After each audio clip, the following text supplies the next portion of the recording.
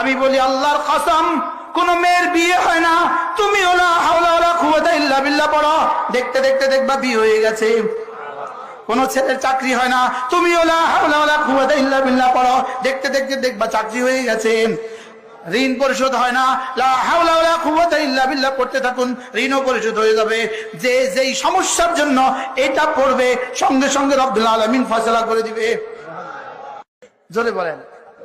আমি বলি আজকের দুনিয়াতেও, আজকের বাংলাদেশেও যে কোনো মজলুম তাকওয়া ইখতিয়ার করবে, তাওয়াক্কুল ইখতিয়ার করবে, লা হাওলা ওয়ালা কুওয়াতা ইল্লা বিল্লাহ পড়বে, আল্লাহ তার জন্য রাস্তা খুলবেই খুলবে। আরেক হাদিসে রাসূল বলেন, মান ক্বালা লা হাওলা ওয়ালা কুওয়াতা ইল্লা বিল্লাহ মিআতা মাররা লা ইয়ামাসসুহুল ফাকরু আবাদা। আল্লাহর নবী বলেন, লা হাওলা ওয়ালা কুওয়াতা ইল্লা বিল্লাহ যে প্রতিদিন 100 বার করে পড়বা, দারিদ্রতা জীবনে কখনো তাকে স্পর্শ করবে না।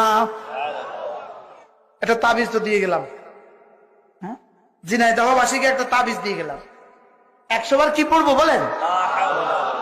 আবার বলেন, লা হাওলা ওয়ালা কুওয়াতা ইল্লা বিল্লাহ, লা হাওলা ওয়ালা কুওয়াতা ইল্লা বিল্লাহ। কতবার পড়বেন তো ইনশাআল্লাহ?